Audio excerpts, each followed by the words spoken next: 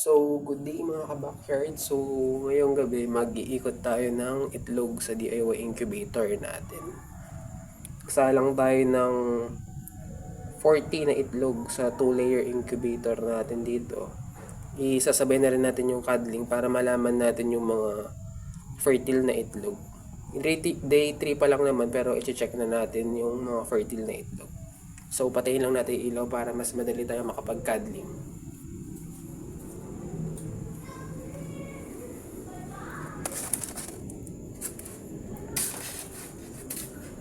We have a 2-layer na trays dito. So, yan. Saan lalagay? Dito na lang siguro yun. Tapos,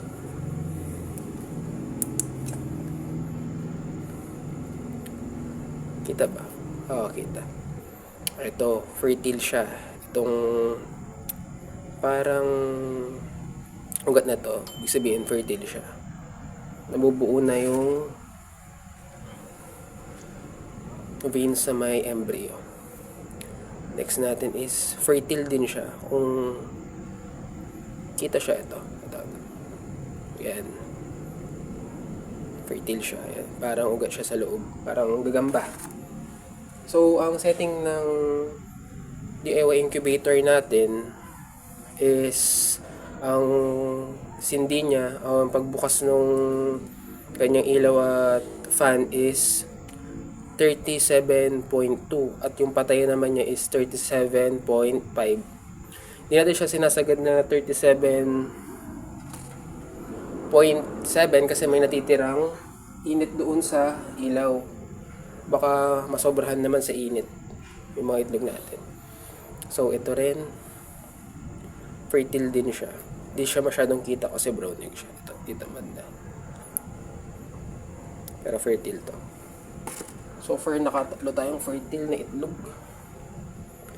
Ito. Yan. Kung makikita nyo, ito. Itong part na to na parang gagamba. Yan. Ibig sabihin niya fertile siya. Nabuo na yung vein sa may embryo ng itlog. 4. Ito fertile din.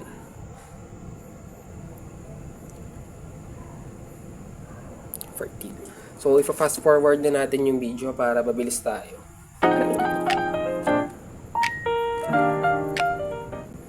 Ayan. Ito yung malinaw na nakikita natin na nabuo na yung vein sa may embryo ng itlog. Ibig sabihin na ito magtutuloy ito.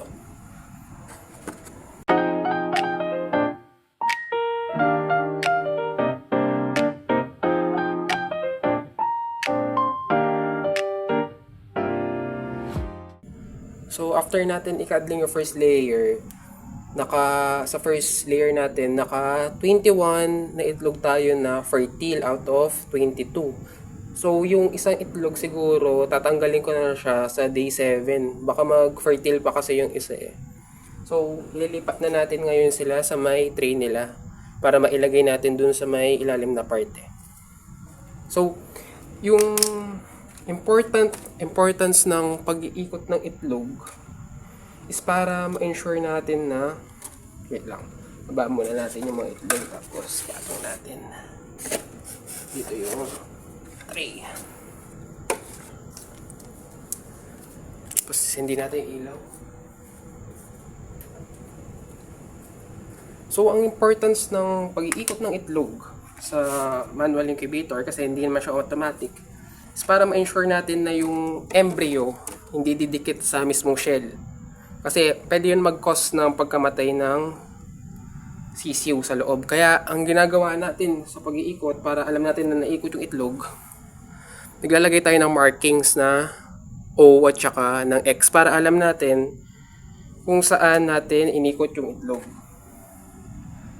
So kanina naka-X yung pattern nila, so itatapat ko ngayon sa O para alam natin na naikot sila. So again, fast forward natin yung video para mabilis.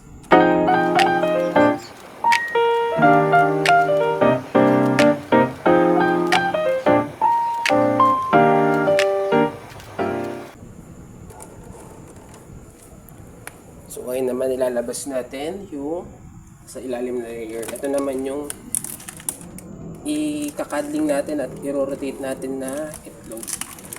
Ilipat lang natin sila ng pwesto. Yan. Tapos ito isasalang natin sa ilalim na part ng ating incubator.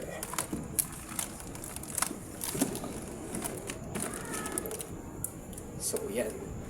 So, kagaya ng kanina, i-check natin yung mga itlog kung fertile ba. So,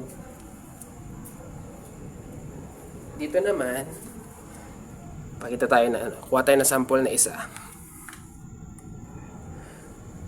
Hindi siya masyadong kita, pero ito. Itong part na to na parang may gagamba, is yan, ang ibig sabihin yan is fertile ang itlog. Kuha tayo isa ulit. Yan, ito. Mas kita siya. Itong parang spider na to sa gitna. Ibig sabihin yan, fertile ang itlog na ito. Kasi yung veins niya is meron ng... Ayan, yung mismong veins, nandyan na sa may embryo. Nag-develop na yung sisiw natin. So, ipa-fast forward natin ulit yung video para mabilis tayo.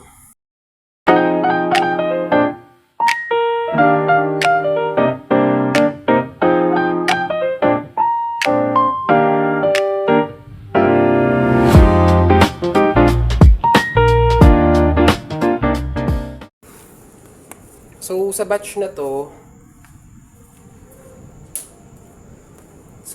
to is 23 eggs. Ito. 23 out of 23 eggs ang fertile. So, 23 plus 21 is 44 na itlog. Out of 45 ang fertile. So, sa ilang days, malalaman natin kung ilan talaga yung magtutuloy na itlog. So, for now, i-rotate muna natin yung itlog. Ayan. Fast forward natin ulit yung video.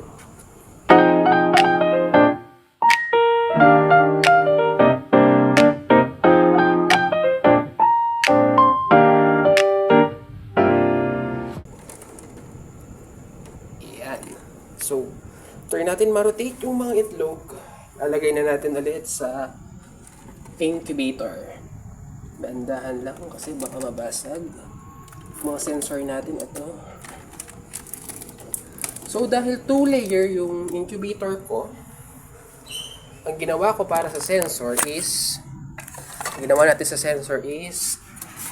ilalagay natin siya sa may gitna, sa pagitan ng shelf 1 and shelf 2 para makuha natin yung mid-range ng init. Kasi kung magkukuha tayo ng init dito sa pinakataas, baka malamig yung sa may baba, tapos yung sa taas na parte is maluluto. So, napaka-critical nung part sa may temperature kung nag-incubate tayo, kasi pwedeng maluto yung itlog, mamatay yung similya. O pwede naman masyadong mababa yung temperatura nung isang parte ng incubator natin, hindi agad magpipisa yung itlog. O possible na mamatay. So, itong gamit ko incubator is DIY lang. Styro incubator lang. So, naputol yung video natin. Nag-full storage tayo. But anyways, nasa na ba ako?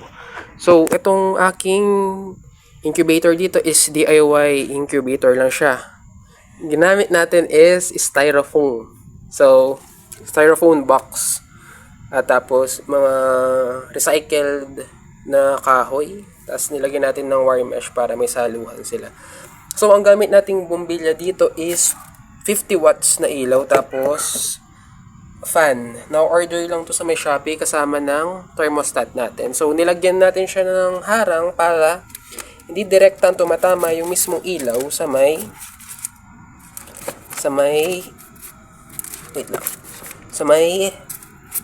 mga itlog natin para hindi sila maluto.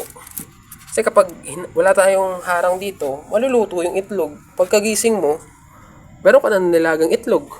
May aalmusalin ka na. So, biro lang. So, Yun, napaka-critical ng init para sa incubator natin. Ito yung unang dapat natin isa alang-alang pag gumagawa tayo ng mga DIY na incubator na ganito. Tamang init at tamang ventilation. So, yung incubator ko merong dito sa side na to merong 4 na butas, and sa may kabilang side naman is 3 butas na medyo malalaki. So doon ko makokontrol kung gaano katagal kung gusto magstay yung init sa loob ng incubator na to.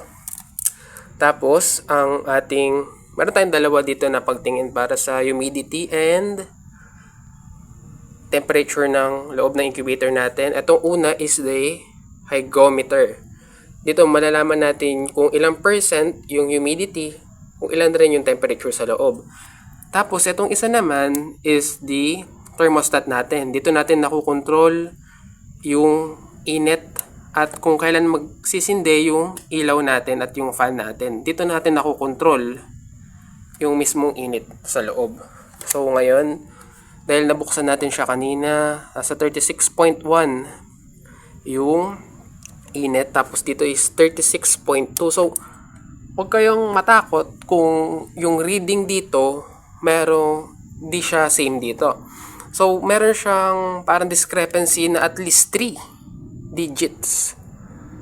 So ang ginagawa ko is kinukuha ko yung pinaka-mean nung dalawang panunukat natin at doon ako nagbabase para alam ko i-calibrate itong thermostat natin.